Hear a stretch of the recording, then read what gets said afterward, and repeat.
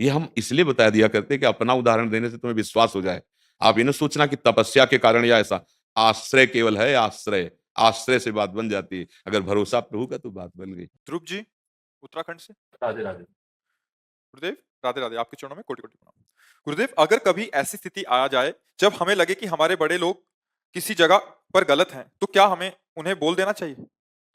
ज़रूरत पड़े तो प्रार्थना कर देनी चाहिए, ज़रूर करनी चाहिए। मुझे ऐसा लगता है कि ये जो आप क्रिया कर रहे हैं या जो आप हमारे लिए भी आदेश कर रहे हैं, ये शास्त्र सम्मत नहीं है। आप इस पर विचार कीजिए, ऐसा बोला जा सकता है। फिर यदि वो हमारी प्रार्थना नहीं मानते हैं, तो हम भगवत भाव करके उदासीन हो जाते हैं। क्योंकि आगे फिर हमारा कर्तव्य बिगड़ जाएगा अगर हम विरोध, अपमान आदि करने लगे। पर ऐसी कोई बात हो जिसमें विरोध से ही बचाव पक्ष दृढ़ होगा।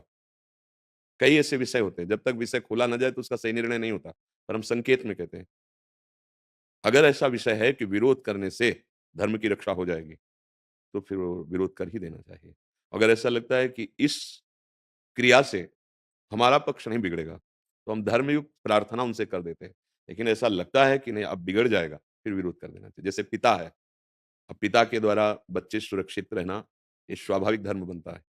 अगर पिता अपने बच्चे या बच्ची, उनको पोषण की जगह शोषण कर रहा है, अब वहाँ प्रार्थना नहीं करनी चाहिए, वहाँ विरोध प्रकट करना चाहिए, क्योंकि अब वो दंड के अधिकारी प्रार्थना से नहीं सुधरेंगे, तो उनका दंड विधान अनिवार्य है।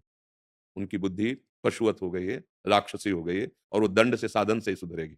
पर ऐसे कि जैसे पिता हमारे गलत आहार खाते हैं, पीते हैं, तो हम प्रार्थना कर सकते हैं और हम स्वयं वो नहीं करेंगे, बस इसमें। अगर वो ऐसा है, तो फिर वो, पर हम उनका अपमान नहीं करेंगे, क्योंकि उनका गलत अभ्यास खान-पान का रहा है, वो नहीं छोड़ना चाहते हैं, पर हमें सत्संग मिल गया और हमारी समझ में आ गई कि ये नहीं करना चाहिए, तो हम स्वयं नहीं करेंगे, एक बार प्रार्थना करेंगे, बस फिर निरपेक्ष हो जाएँगे। जैसी सेवा बननी चाहिए, वो सेवा हम उनकी करते रहेंगे। लेकिन कुछ ऐसा है, जहाँ विरोध से ही बनेगा और कुछ ऐसा है, जहाँ प्रार्थना करके हमको उस बात से निरपेक्ष हो जाना चाहिए। अगर हम कटुता का व्यवहार करते हैं, तो अपने धर्म से चले जाएँगे। ये दोनों बातों को अच्छी तरह समझा जाए, तो फिर बात हमसे निरपराध बात हो जाएगी। जी। अब जैसे गुरु पद है, ये मंगल भवन भगवान की प्राप्ति के लिए है।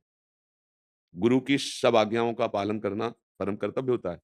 पर यदि कहीं ऐसा धर्म विरुद्ध आदेश है, तो हम निवेदन करें कि ऐसा ना तो कहीं गुरु के पद में विराजमान किसी महापुरुष ने आज्ञा करी है और ना ऐसा शास्त्र कह रहा है। अब मेरे इस प्रश्न का समाधान कीजिए तो मैं आपकी आज्ञा का पालन करूँ। धर्म विरुद्ध कभी गुरु आदेश कर नहीं सकता। अगर है, तो तत्काल वहाँ प्रश्न करना चाहिए। फिर जो उत्तर उस पर विचार करें। अगर वो उत्तर शास्त्र सम्मत नहीं है, तो तत्काल दूरी बना ले। छल हो रहा है, सत्य का उपदेश नहीं है।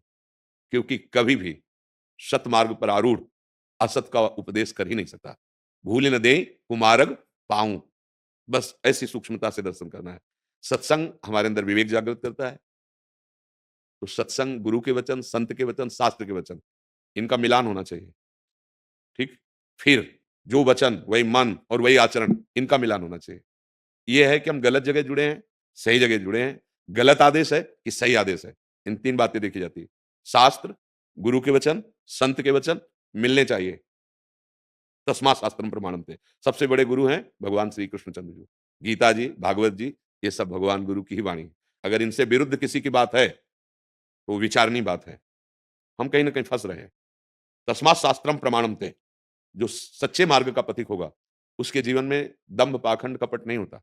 जो वाणी में, वही आचरण में और वही मन में, यही पहचान है सत्य की। कि सत्य है, जो बोला जा रहा है, वही मन में चल रहा है, वही आचरण में। बोला कुछ जा रहा है, मन में कुछ चल रहा है, आचरण कुछ है।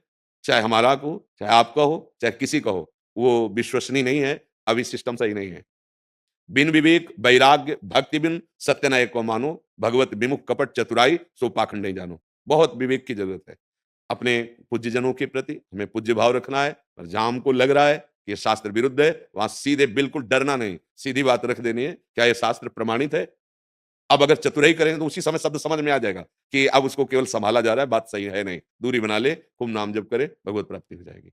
तो बहुत बहुत विवेक की आवश्यकता है इसमें समझने की।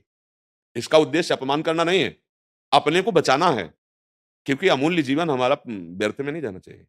ये अमूल्य जीवन में भगवत प्राप्ति करना ही करना है, दूसरा कोई उपाय नहीं है। कुछ कोई हमको भय, चिंता, शोक, मृत्यु से नहीं बचा सकता।